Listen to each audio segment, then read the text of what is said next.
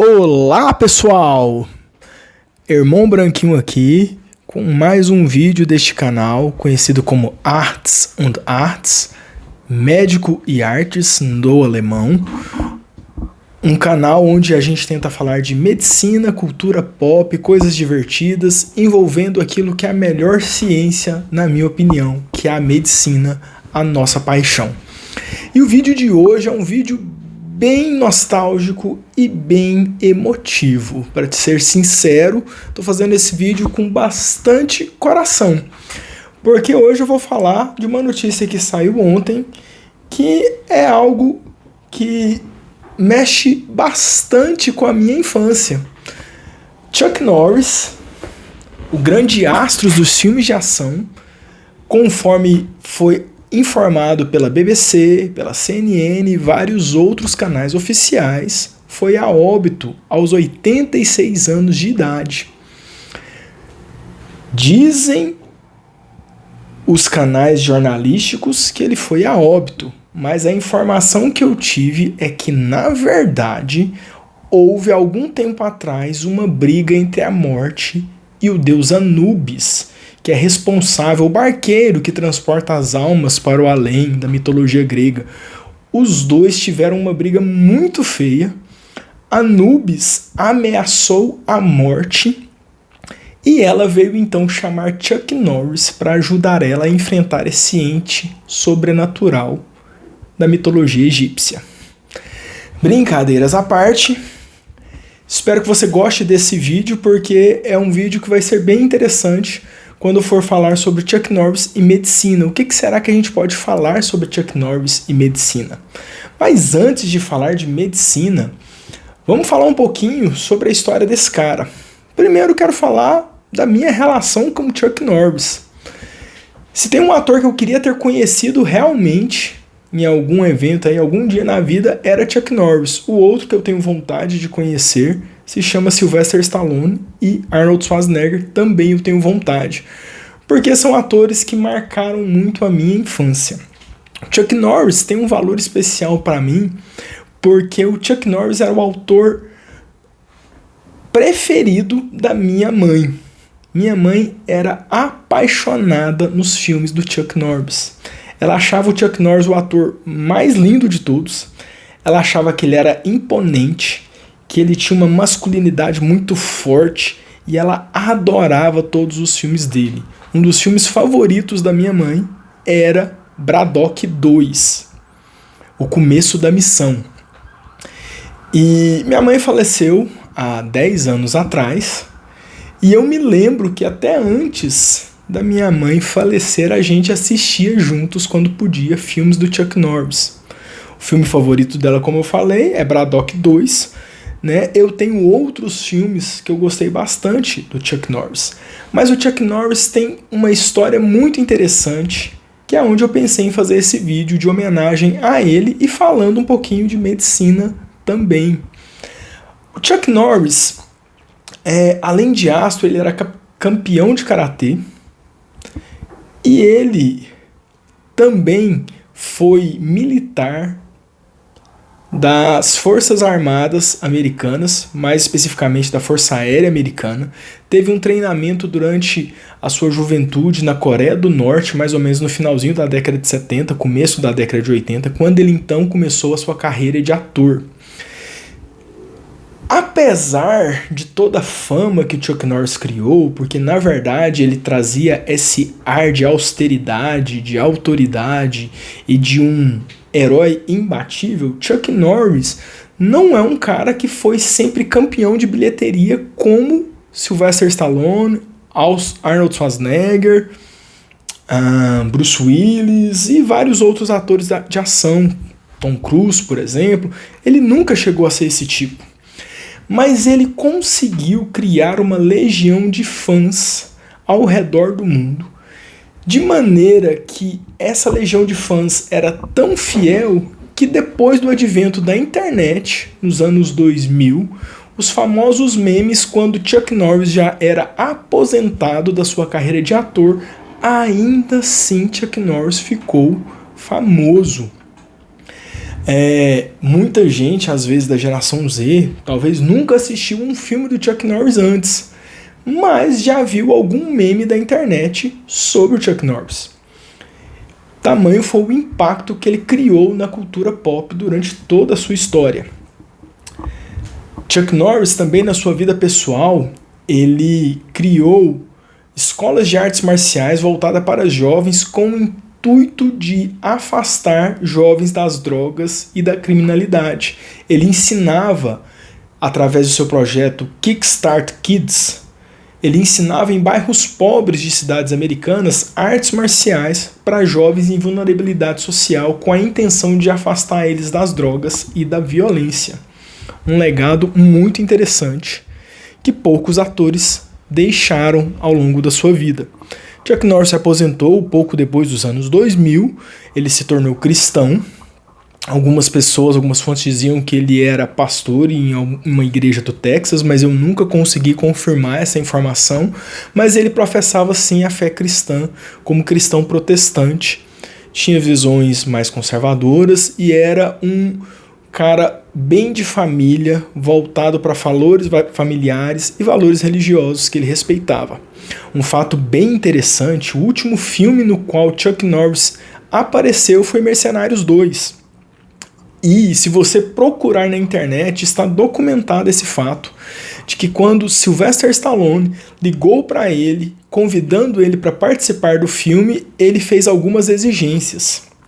Ele disse o seguinte: olha, eu só vou participar do filme contanto que o meu personagem não fale palavrões, não faça piadas de duplo sentido, que o meu personagem não apareça nu, que o meu personagem não tenha par romântico e nem tenha cena de sexo relacionada ao meu personagem, e eu gostaria muito que o filme não tivesse também cenas de sexo. Olha isso, o cara já estava aposentado e ele estava fazendo demandas para participar de um filme no qual ele fez apenas 3 cenas. E Sylvester Stallone e o restante do elenco acatou totalmente aquilo que ele falou. Inclusive, uma das cenas mais divertidas de Mercenários 2 é quando o próprio Chuck Norris aparece e toca-se a música clássica que toca num filme dele da década de 80, que é McQuaid, o Lobo Solitário. E ele faz referência exatamente a um dos filmes dele, que é o Texas Ranger, quando ele fala a respeito da cascavel que pica ele. Um dos filmes antigos do Chuck Norris tem uma cena semelhante, em que uma cascavel tenta picar ele, mas ele consegue vencer a cobra. Chuck Norris é um personagem extremamente interessante, um ator muito interessante, apesar dele ter sido um ator de filmes B. A carreira de Chuck Norris mostra bastante como foi mudando a história do cinema de ação da década de 80 para os anos 90, depois anos 2000 e depois anos 2010 em diante. Se você procurar, Chuck Norris nunca foi o cara de grandes bilheterias. E quem é um pouco mais velho igual eu vai se lembrar que, diferente dessa era agora de internet, onde os trailers vazam, onde existe comunicação muito rápida, onde você cria hype em cima dos filmes, porque você já tem muita informação sobre eles, na década de 80 e 90 nós não tínhamos tanta internet assim, pra gente ter tanta informação. Então, o ator era um índice de confiabilidade muito grande. Inclusive, alguns jornalistas trazem essa história de que existiam atores que eles tinham um box office pessoal. O ator que o fato dele estar associado no cartaz ou o nome dele ser citado fazia com que o filme já elevasse a sua bilheteria. Mas Chuck Norris não chegou a ser esse cara. Mas ele criou fama por momentos lendários. Uma das primeiras aparições de Chuck Norris é num dos meus filmes de artes marciais favoritos, que é O Voo do Dragão, da década de 70, um filme do meu ator de filmes de ação favorito, que é Bruce Lee. E ele tem uma das melhores lutas do cinema, na minha opinião. É claro que muita gente hoje, quando for assistir, vai comparar com John Wick, com The Raid ou os filmes da Marvel, vai achar que é uma coisa um pouco datada. Mas você vai ver na década de 70, Bruce Lee e Chuck Norris fazendo uma luta com uma duração de mais de 5 minutos, algo que é muito raro nos filmes daquela época, onde as cenas de ação são muito cortadas e muito editadas, e fazendo uma luta extremamente complexa, extremamente coreografada e com um final surpreendente, onde Bruce Lee, após vencer o Chuck Norris, vencer o personagem dele, ele simplesmente demonstra respeito e honra o seu adversário que foi derrotado. Algo muito interessante, diferente de se ver nas relações entre heróis e vilões daquela época. Chuck Norris também criou uma fama onde ele fez muitos filmes B, filmes de baixa produção, com baixo dinheiro, que muitas vezes não ia para o grande cinema, não ia para as grandes telas, mas iam direto para a locadora. Então ele era um grande sucesso nas locadoras, mas talvez nem tão grande sucesso assim nos cinemas.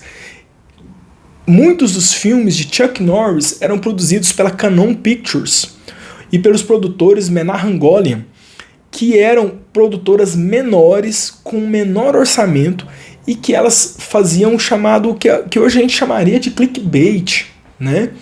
Eles faziam filmes semelhantes aos filmes do Hollywood mainstream. Se a Warner lançava um filme com uma certa temática de ação, trazendo ali Arnold Schwarzenegger, ou Sylvester Stallone, ou Bruce Willis, ou Tom Cruise, essas produtoras iam ali e pegavam atores mais baratos, como Jet Li na época, Chuck Norris, Frank Grillo, que até hoje atua, né? Lorenzo Lamas. Eles pegavam esses atores e faziam filmes semelhantes àqueles filmes mainstream, só que com baixo orçamento e com uma outra temática. Então, o que eles faziam? O mesmo público que assistia os filmes mainstream acabavam assistindo esses filmes. E quem se destacou nessa época, onde haviam inúmeros desconhecidos? Ninguém mais, ninguém menos que Chuck Norris. Mas o interessante é que, e é onde aqui eu vou entrar com o ponto da medicina e com paralelo com a vida do Chuck Norris, é que os filmes do Chuck Norris mostravam personagens diferentes dos personagens mainstream. Você tem, por exemplo, Sylvester Stallone com a sua franquia Rambo, onde nós temos Rambo Programado para Matar, Rambo 2 A Missão, Rambo 3, né? E depois teve os outros, Rambo 4, Rambo 5, né? Rambo Até o Fim, né? Que não é Rambo 5, a gente chama de Rambo Até o Fim, na verdade. E a gente tem na mesma época lançado, com um orçamento mais baixo, um herói interpretado pelo Chuck Norris, semelhante ao Rambo, que é o Braddock, que aqui no Brasil o filme chama Braddock, mas nos Estados Unidos o filme se chama Missing in Action, bem interessante, que seria Perdido durante a Missão. Vou voltar nesse tema logo na frente para a gente poder fazer um paralelo com a vida do Chuck Norris. Ao mesmo tempo, enquanto se tinha Bullet, do Steve McQueen, Chuck Norris fez McQuaid, o Lobo Solitário, enquanto Stallone fez Stallone Cobra, ele fez McQuaid, o Lobo Solitário, o mesmo perfil, o herói de um exército de um homem só, um homem sério, sempre focado na sua missão, com um certo sarcasmo em relação aos vilões, que não tem medo de nada, certo? Na década de 90, Chuck Norris começou a defasar um pouco, porque não apenas a carreira dele estava defasando, mas o próprio cinema mudou. À medida que Hollywood foi evoluindo e os filmes foram ficando mais caros, as produtoras de menor orçamento conseguiam fazer menos filmes e tinham menos impacto. As pessoas começaram a ter mais acesso a cinema. Cinema estava em vários locais do mundo. As pessoas preferiam ir para o cinema do que ir para as locadoras, certo? Algum fenômeno que talvez as pessoas agora vão ver de uma forma diferente, porque os streamings têm bastante dos filmes de Chuck Norris e nos filmes de atores de locadora, como ele foi na década de 80 e 90. Mas na década de 90, Chuck Norris começou a fazer uma parceria com o seu irmão, Aaron Norris. E tem vários filmes dele. O Aaron Norris é o diretor do terceiro Braddock, do Braddock 3, O Resgate. E ele depois fez outros filmes, alguns bem genéricos. Inclusive tem um filme do Chuck Norris horrível chamado Sheepdog, que é um filme onde o Chuck Norris treina um cachorro policial e vira amigo do cachorro policial. Um filme que era semelhante ao filme do Tom Hanks, que era dupla dinâmica do Tom Hanks, e um filme do James Belushi, que é o K-19, né, K9, perdão, K9, que era também com a mesma temática. Então tinha muito isso ali, fazer filmes que pareciam os filmes mainstream, mas com menor orçamento. Mas sabe uma coisa bem interessante, além de Chuck Norris ter conseguido fazer sucesso com filmes B e marcar a carreira, apesar de não ser o cara que nunca ganhou nenhum prêmio e nunca ter feito mais de 1 milhão em bilheteria, é que a vida de Chuck Norris estava muito registrada nos filmes. Na sua biografia e em entrevistas, Chuck Norris sempre mostrou que ele transparecia 3 pilares: determinação, resiliência e disciplina. Como um ex-militar, um atleta profissional e um homem cristão, ele tentava sempre transparecer essas 3 coisas, seja no seu trabalho, seja na sua profissão, seja nos seus personagens. E aqui que eu entro com a medicina, que é o nosso foco. Eu já fiz para você aqui uma vez um vídeo sobre medicina do estilo de vida, ou MEV, uma nova área de atuação que está começando a ter visibilidade aqui no Brasil, mas que já é bem visível no Canadá e nos Estados Unidos. E o princípio da medicina do estilo de vida é trabalhar uma mudança do seu estilo de vida, trazendo uma disciplina constante, não focada em apenas resultados e êxitos, mas na manutenção de um padrão de vida que é possível de ser alcançado, possível de ser registrado, possível de ser feito todos os dias e reproduzido, com uma alimentação saudável, práticas frequentes de atividade de vida, inclusão de atividades de meditação, mindfulness, concentração, melhora da clareza emocional, cuidado com a saúde emocional, certo? Chuck Norris trazia muito dessas lições nas suas entrevistas, na sua biografia, na sua prática pessoal e nos seus próprios personagens. E aqui é onde eu quero trazer um paralelo bem interessante. Por exemplo, Rambo e Braddock, à primeira vista, parecem personagens idênticos, um a cópia da outra. Pois, à primeira vista, são 2 homens fortes, soldados de guerra, lutaram no Vietnã, e em ambos os filmes nós temos a temática do exército de um homem só. Um minutinho para a nossa aguinha com essa caneca maravilhosa do Batman. Pois bem, em ambos os filmes nós temos essa temática. Se você olhar por alto, mas se você analisar bem mais profundo, e aqui entra a nossa boa medicina dentro do cinema, você vai ver, por exemplo, que Rambo e Braddock são totalmente o oposto quando se diz respeito a personagem. Primeiro, eu começar pelos filmes em si. Rambo, First Blood, que aqui no Brasil ganhou o nome de Rambo, Programado para Matar, um dos meus filmes favoritos do Stallone e para mim um dos filmes mais menosprezados e que cada vez que eu assisto eu vejo que é um filme extremamente profundo e mal interpretado. Ele é baseado, na verdade, em um romance sobre a história de um soldado que volta para casa depois de ter servido na Guerra do Vietnã e ele sofre de estresse pós-traumático. Ele sofre o preconceito de um xerife e de soldados e de alguns policiais, na verdade, não soldados, mas policiais de uma cidade pequena, onde tem uma cena muito emocionante, Quando o Rambo, chegando naquela cidade pequena, ele simplesmente quer comprar comida e os policiais começam a implicar com ele. Ele fala bem claro: moço, eu só quero comer. E após passar pelos abusos, Rambo começa a vivenciar novamente o seu estresse pós-traumático da tortura e tudo aquilo que ele passou no Vietnã. No livro, para quem não leu o livro, no livro First Blood, o final é muito trágico, porque, na verdade, o general Trautmann, que aparece no filme, que é o chefe do Rambo, né, o único amigo que o Rambo tem, no livro, o general Trautmann mata o Rambo. Ele olha que vê que o Rambo não tem solução e pensa: esse cara sucumbiu à guerra, ele não vai conseguir nunca mais ser feliz, eu vou fazer um favor para ele matando ele, e ele mata o Rambo. No filme, o final é diferente. O general Trautmann vai lá e consegue convencer ao Rambo a acabar todo aquele ataque que ele está fazendo na cidade por conta do estresse. O próprio nome do filme já é diferente, Rambo, First Blood, né? Primeiro sangue, que na verdade seria uma referência à primeira matança, a primeiro massacre, primeiro ataque, alguma coisa desse tipo, né? Não fica muito bom na literalidade brasileira. Mas olha Braddock, o filme em inglês não carrega o nome Braddock em nenhum dos 3 filmes.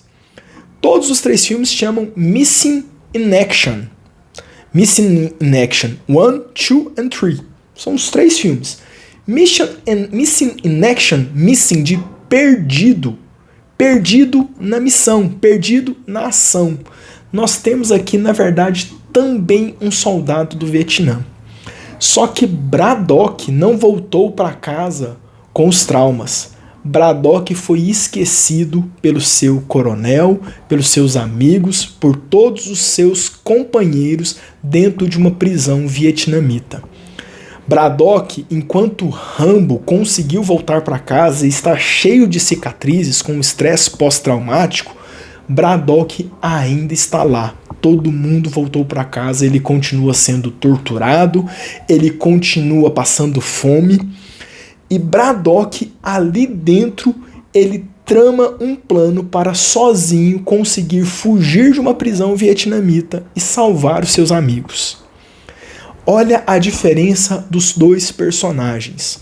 Enquanto Rambo mostra um homem quebrado e que dificilmente vai conseguir curar as suas cicatrizes, Braddock mostra um homem cheio de feridas, vivendo ainda o sofrimento naquele momento, mas que encontra no sofrimento uma força quase estoica, quase espiritual para salvar não só a si, mas também a cada um dos seus companheiros que estão ali naquele lugar.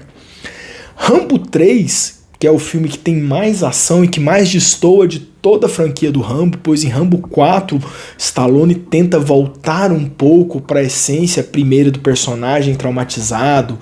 Rambo 4 e Rambo 5, que mostra o Rambo tentando encontrar aquela paz, né? Logo no começo do filme, você vê lá o Rambo tentando salvar as pessoas numa inundação, né? O Rambo continua sendo aquele cara que quer se curar. Mas no Rambo 3 a gente não tem nada disso. A gente tem um oposto. O Rambo tinha conseguido se curar. O Rambo estava em um templo budista vivendo em paz de boa. Teoricamente de boa. Pois, mesmo trabalhando num templo budista, tem uma cena logo no começo que destoa totalmente do filme, que como o Rambo está num templo budista, servindo, meditando, mas ele vai para uma luta de Muay Thai com outro cara. Ou seja, Rambo ainda precisava extravasar a sua violência de alguma forma, porque a guerra continuava dentro dele. Ele podia ter mudado de ambiente, mas a guerra continuava dentro dele e ele, nem que fosse por esporte, ele precisava extravasar a sua violência. E o próprio general Trautmann fala isso. Ele chega lá para chamar o Rambo para ir lá no Afeganistão. Rambo recusa de primeira. E aí o companheiro do general Trautmann, que tá lá com o Rambo lá no Nepal, vira para ele e fala assim: vamos embora, ele não vai fazer. Ele: não, uma vez soldado, ele sempre será soldado. E ele fala exatamente isso. E é exatamente isso que está acontecendo. Mas Lá em Braddock 3, no finalzinho da trilogia do Braddock, Braddock não está procurando guerra. Braddock, depois de fugir de uma prisão vietnamita, ele não retorna para os Estados Unidos. Ele vai morar no Camboja. No filme 2, ele faz uma segunda missão que chama Braddock o Resgate. Ele resgata alguns soldados que estavam perdidos. Mas no filme 3, Braddock tinha encontrado a paz. Diferente do Rambo, ele encontrou a paz verdadeira. Ele tinha se casado com uma mulher cambojana, tinha 2 filhos e ele tinha uma família. Mas de repente uma ditadura comunista começa a tomar conta daquele país e sequestra a família do Braddock. E ele vai não para começar uma guerra, ele vai para salvar aquilo que era mais precioso. Isso mostrava muito a característica do que Chuck Norris falava sobre resiliência. Em Braddock 1, a gente vê o trabalho de uma resiliência quase estoica, de alguém que está enfrentando o sofrimento, de alguém que não tem mais motivo para tentar sobreviver, mas ainda assim ele tenta, mesmo assim. E aí, analisando hoje, quando criança achava que Braddock era um filme semelhante a Rambo, hoje eu penso que Braddock é um filme mais semelhante à Ponte do Rio Kwai, que mostra a mesma temática dos soldados tentando sobreviver numa prisão inimiga durante a guerra. E Braddock 3, nós temos uma outra análise interessante, que é o outro valor que Chuck Norris sempre trouxe ao longo de toda a sua jornada, que é a família. Braddock se aposentou da guerra. Ele só volta para a guerra não porque ele quer ser herói, como Rambo, que nunca deixou de ser soldado e que tinha que exteriorizar a sua violência uma hora ou outra, mesmo estando no ambiente de paz. Braddock estava em paz. Ele só entra na guerra porque feriram uma única coisa que é o mais valioso para ele, que é a família. E isso era um valor que Chuck Norris trazia sempre. Um outro paralelo entre os personagens de Chuck Norris e dos outros personagens dos filmes de ação fala a respeito do autocontrole da sua agressividade.